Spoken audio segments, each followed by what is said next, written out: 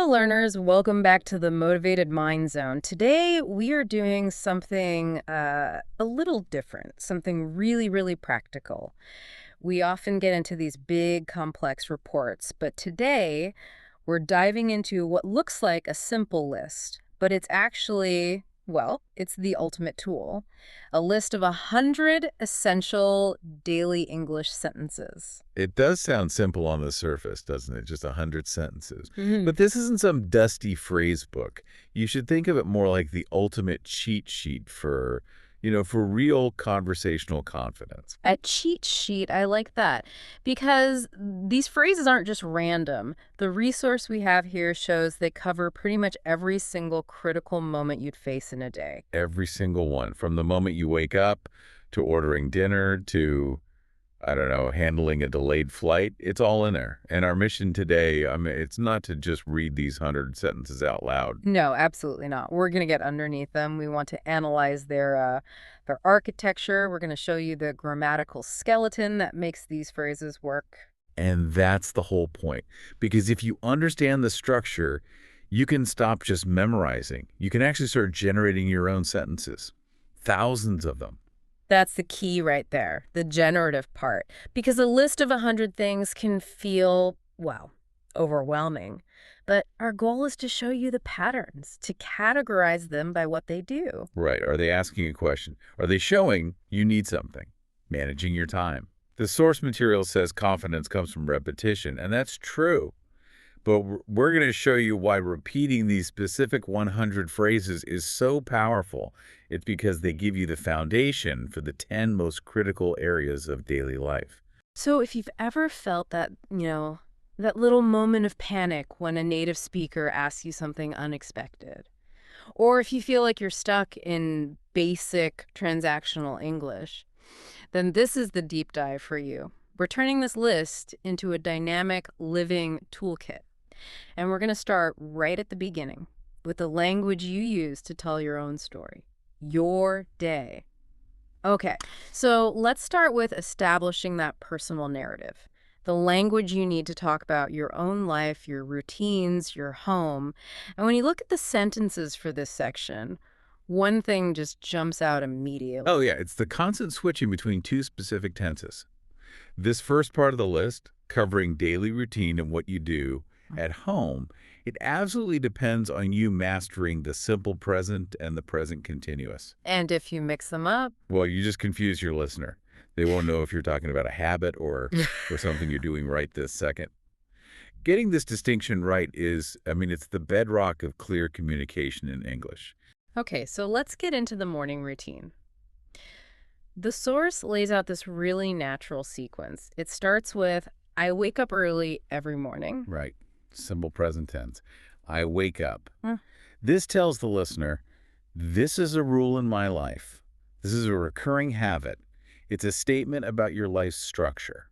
It's permanent. But then right after that, we get phrases like, I'm brushing my teeth right now, or I'm getting ready. And there's the switch.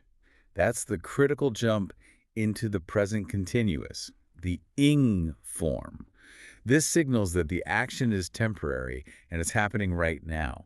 It's a status update. So if I call you on the phone and ask what you're doing, you'd use the continuous. Exactly. I'd say, I'm making breakfast, or I'm driving to work. Yeah. It's the default tense for telling someone your current status. Mm. But here's where it gets a little more advanced, and the list captures this so well. You also use the present continuous for an immediate, definite future plan. Oh, right. Like the sentence, I'm leaving the house in a few minutes. Precisely. You haven't left yet, but the action is so certain and so soon that we use the continuous tense. It kind of shows that your current state of being in the house is about to end. It removes all doubt. That's a really subtle but powerful point for a learner. So if I say, I'm meeting a friend for dinner tonight, it sounds much more definite than, say, I will meet a friend. Much more definite. It sounds like it's already in your calendar. It's a fixed plan. And speaking of plans, the list also includes that essential phrase for when things go wrong. I'm running a little late today. Ah, yes. The universal apology and status update. It's a perfect conversational tool, isn't it? It manages the other person's expectations. It's a warning, it's an apology, and it prevents friction before it even starts. It's like buying a little bit of conversational insurance. I love that. So let's shift from the rush of the morning to being at home. The phrases here focus more on chores and relaxation. They do. And we see a new high utility structure emerge immediately. Things like, I need to clean the house, or I need to do laundry. The I need a structure. Exactly. I need to, plus the base verb. This communicates a requirement, a priority. It's so powerful because it gives you a reason for what you're doing or for why you're not available. If someone asks you to go out saying, sorry, I need to clean the house, is a perfectly valid reason. And we still see the present continuous for tasks that are happening right now, like I'm cooking dinner right now. The grammar stays consistent. It does. But then the language shifts again, this time towards personal space and winding down. You get a descriptive phrase like, the house feels cozy. And then you get back to those future plans. I'm watching a movie tonight. Again, present continuous for a scheduled leisure activity. I think the phrases that signal the end of the day are just as important. The conversational closers, I'm going to bed early, or my personal favorite, today was a long day. They are absolutely indispensable. They're like conversational punctuation. They allow you to gracefully exit a conversation without just saying bye and sounding, a bit abrupt. You're giving a reason, a social reason for ending the interaction, which maintains the relationship. Now, the source material cleverly included one phrase in both the at home and the work sections. Can you help me with this? Why is that one so foundational? It's foundational because that structure, can you plus a verb, is the absolute gold standard for a polite request in everyday English. It's checking for both ability and willingness at the same time. So you can use it anywhere. Anywhere. Yeah. Can you help me with the dishes at home? Can you help me with this report at work? The fact that it appears in multiple categories just proves how vital it is. If you master that one simple request, you've unlocked the key to cooperation in English. So to wrap up this first section, it's all about mastering that switch. Simple, present for your life's rules. And present continuous for your life's current status. Yeah. You combine that with high utility structures like I need to and can you help me? And you have the complete toolkit for describing your personal world. Okay, so once you described your own world, you have to go out into the public one. And that's where interactions become transactional.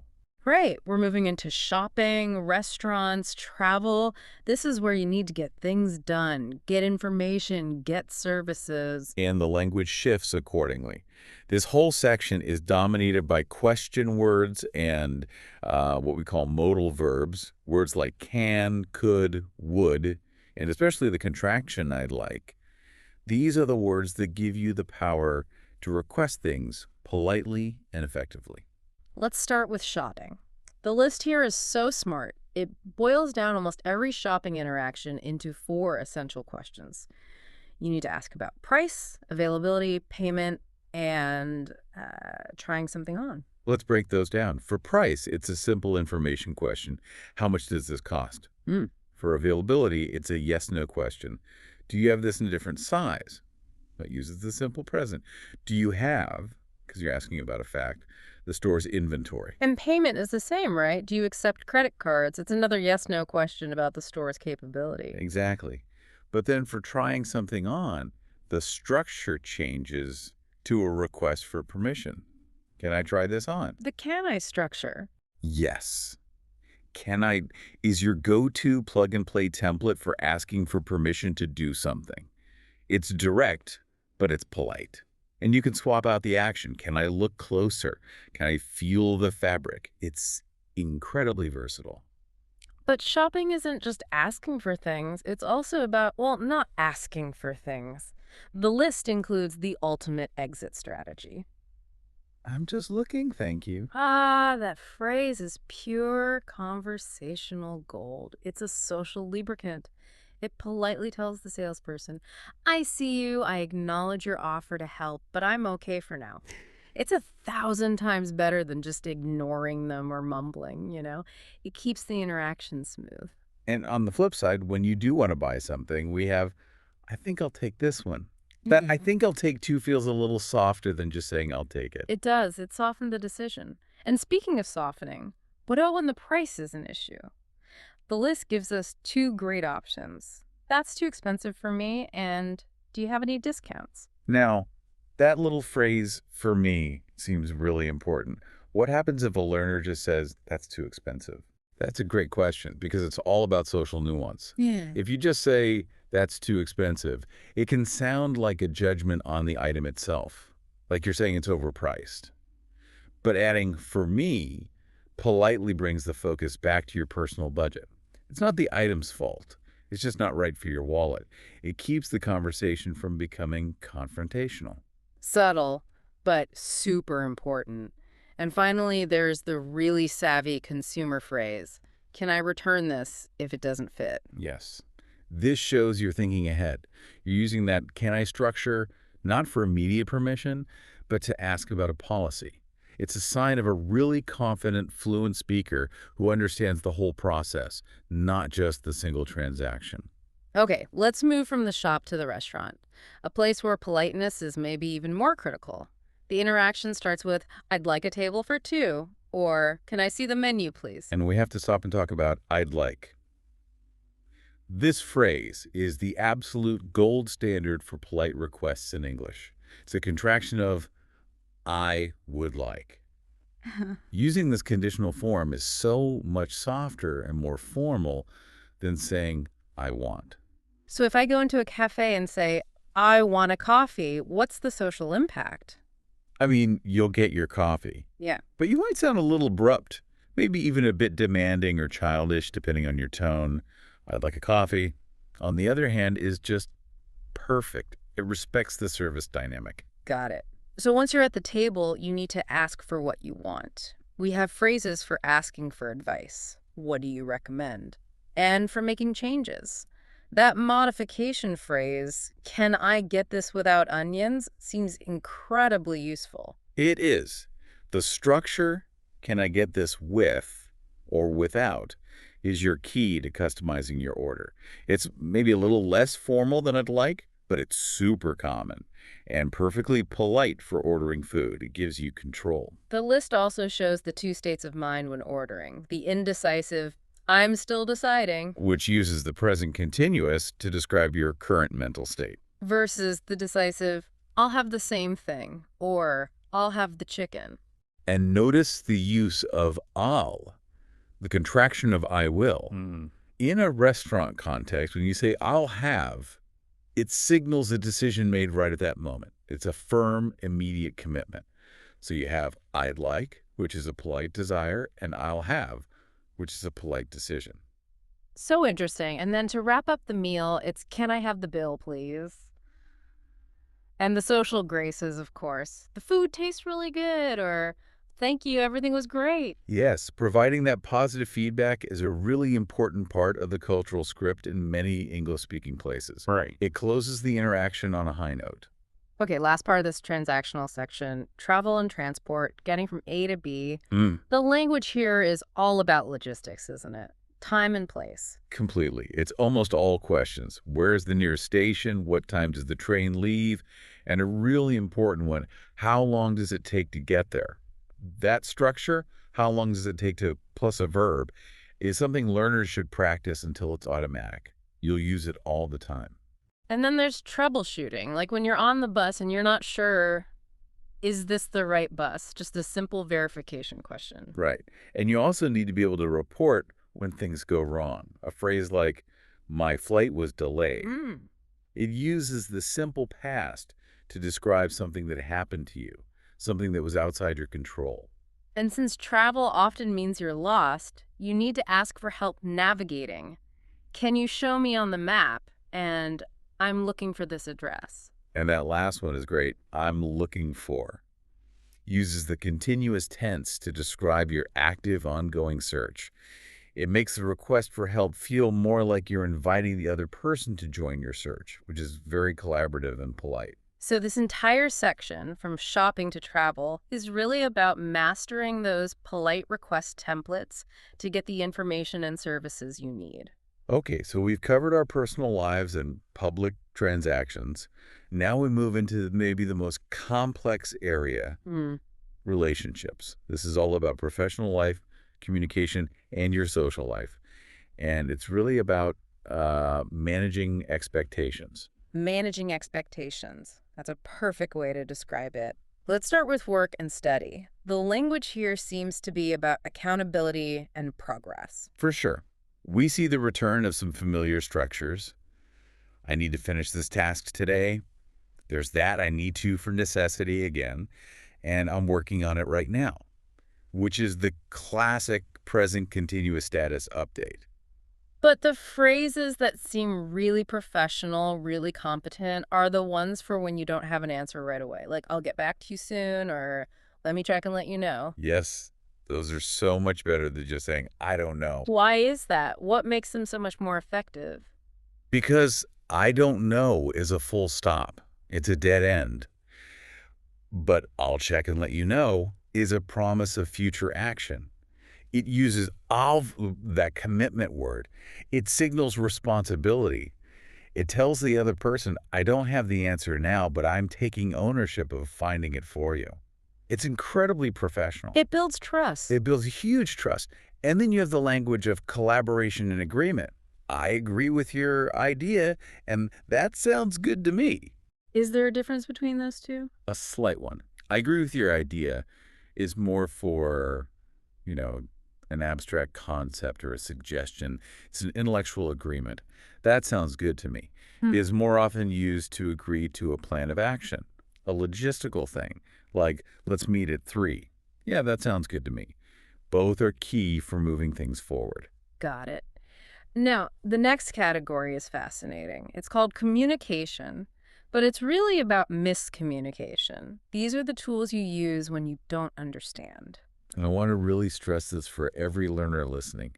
Using these phrases is a sign of confidence and strength, not weakness. A beginner might just nod and pretend to understand, which leads to huge problems later. A confident learner takes control of the confusion. So we have requests for clarity, like, can you repeat that, please? And Yeah. could you speak more slowly? Talk to us about the difference between using can and could there.